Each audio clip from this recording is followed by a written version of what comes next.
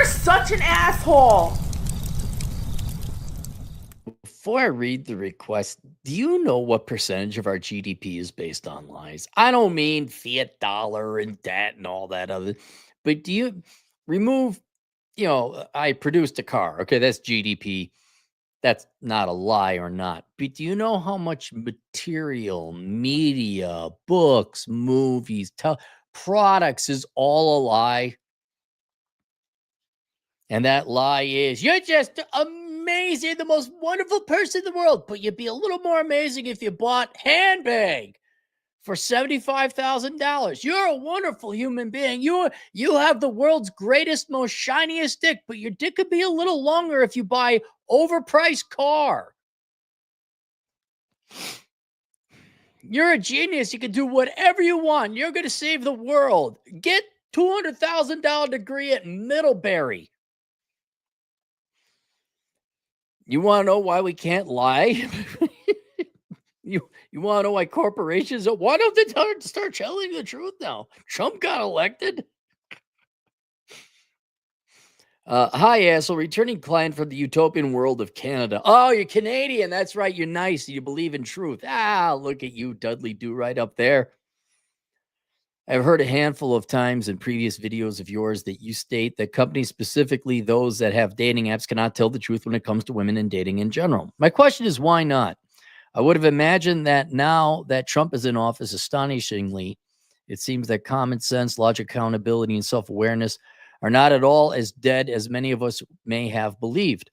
The cries calling out for horseshit of DEI and women's infantile behavior online have only gotten louder within the past several years. I don't think they are going to stop. Men are sick of this shit. Yes, companies will lose money and be shamed by journals and whatever, but they will still gain a multiple of respect and probably make more money in the long run than they have now. Wait a minute, what was that? The long run? What's the long run? There's only the current quarter and the next quarter. That's it. Nothing. The world ends after the second quarter. It's over. The long run? Are they that retarded, full of themselves in vain, that no matter how many icebergs they hit, they'll just keep charging on to the next one till they finally can't no more? Yes. Yes. America, I'll answer this. I got my list, but Americans are that ideologically wedded to sparing their feelings and feeling good at all costs. They will destroy their lives before they accept the truth. Look at how fat Americans are. It is absolutely horrible for them. It shortens their life. It will literally kill them. They will not fucking hit the treadmill. Is popularity and people's feelings that much more important than the future of the company? Yes. I'd love to hear your thoughts on this. Let me know how much I owe you. Cheers. All right. Let me hang on. Oops, I missed that. Let me get back to them. There we are. All right, let me go to my notes. All right. There's 3 facts about Americans and American culture that prevents corporations from telling the truth. And you are not wrong in your intent or your philosophy, or that in the long run it will all end. I mean, look at communist Russia. I mean, right? It was all a lie. It inevitably ended. I mean, a lie could go on a long time. 70 years of Soviet Russia. China's still doing it, although they had to convert to quasi-capitalism. Otherwise, they'd starve. So I guess communism sort of did end in a certain way in China. But here in the United States, there are cultural operating systems and value systems that prevent corporations from ever telling the truth and ideally having a good long-term relationship with as many clients and customers as possible, providing them a good quality product and service for a fair price over the lifetime of that human being. You are 100% right. You would maximize profit. It would make sense to do that, but we can't because of short-sightedness and American stupidity. So here are the 3 reasons. All right.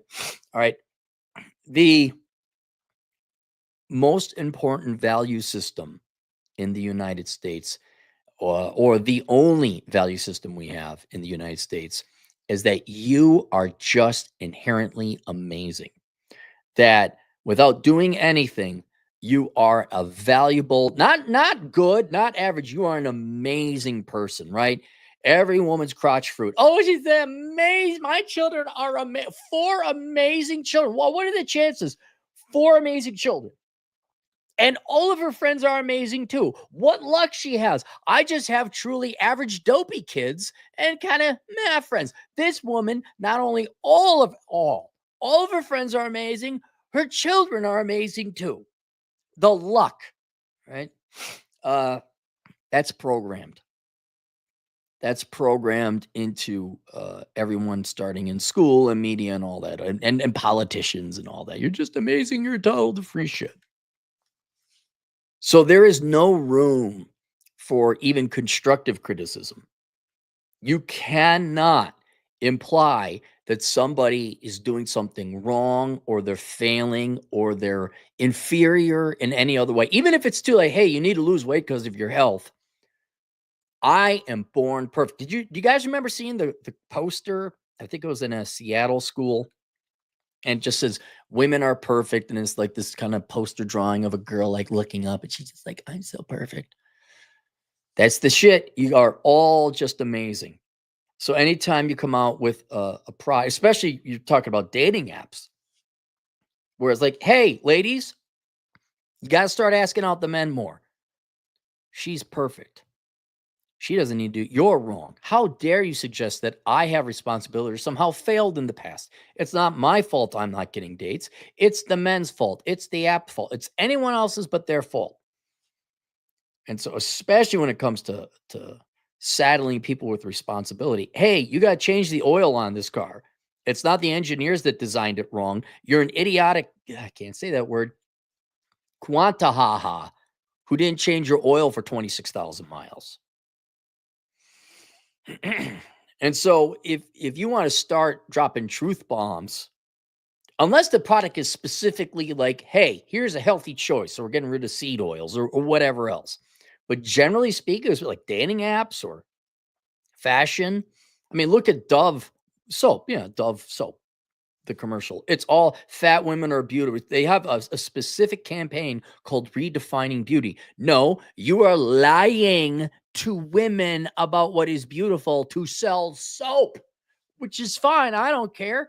They're not gonna have love lives. They're not gonna fall in love. They're not gonna find their man. They're gonna be lonely, old, fat spinsters. They'll have very nice, soft skin, but they will die lonely, fat, old spinsters because you can't sell them on the hey, get your fat ass in shape soap.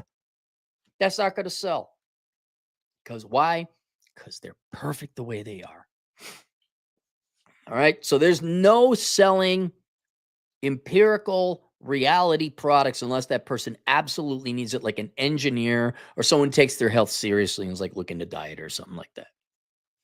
Second, both in terms of the clients and your customers, as well as everyone working in corporate America, it is more important that you avoid hurting people's feelings than it is that you make a profit, right? They will keep bad hires on for as long as they possibly can. They will. You look at video games and movies the past 10 years, it's all about hurting people's feelings in this particular case. It's not even minority women, though that too. But the trans and gay LGBTQ, and it's not even that. It's people are afraid to tell activists who are in all likelihood straight people faking a gender to get attention.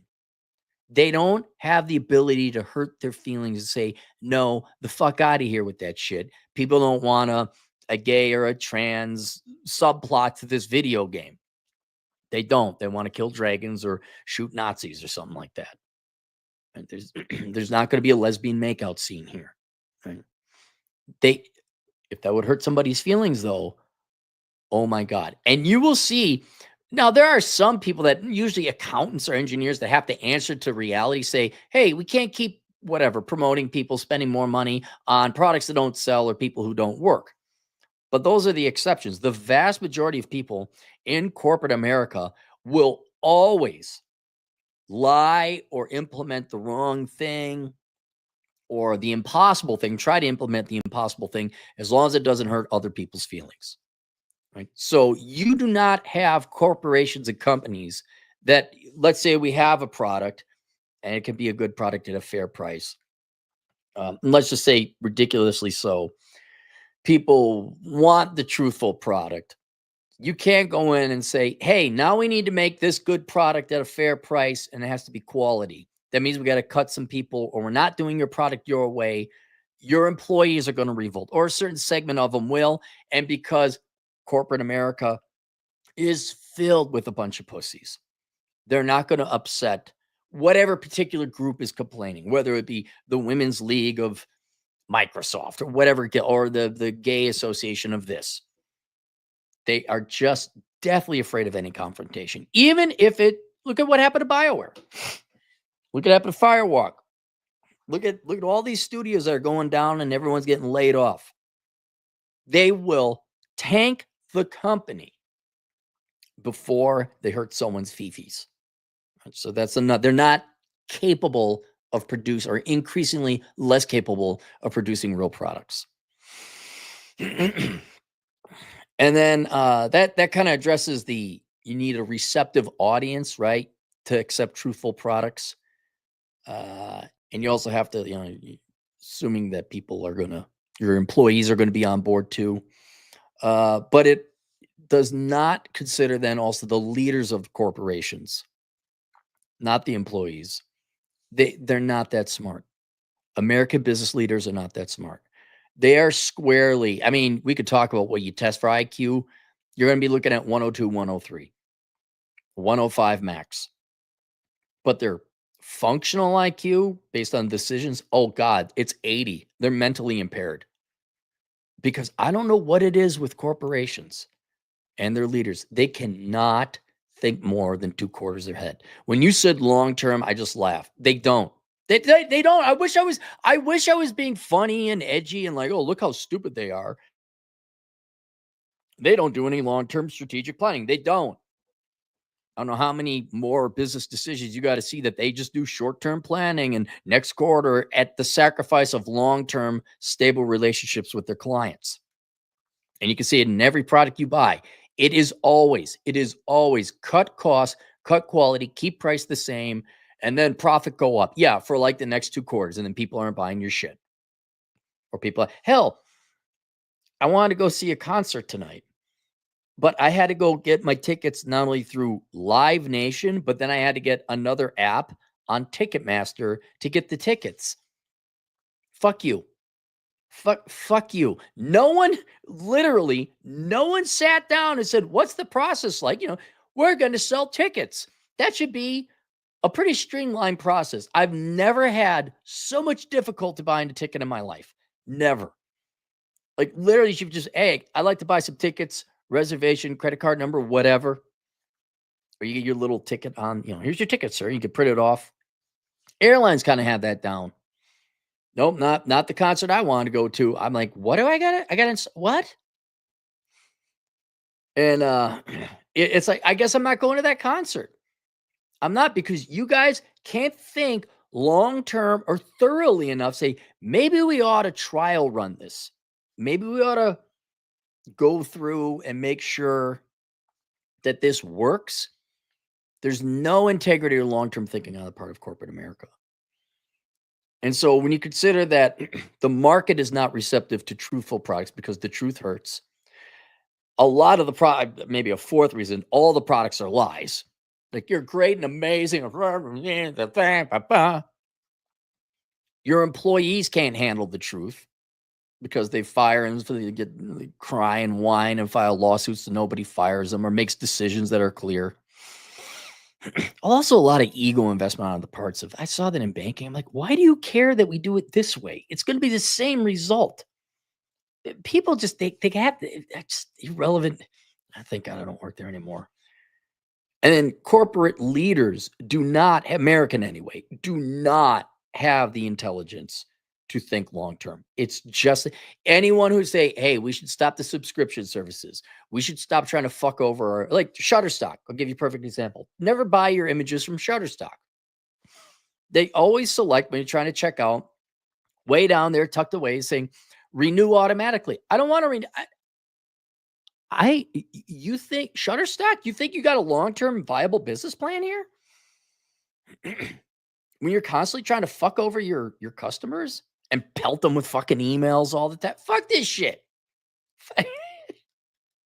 It's like, you know how I'm gonna get a woman? I'm gonna go up there and kick her really hard in her fucking shins. I'm gonna fart in her face. That'll get her to go out with me.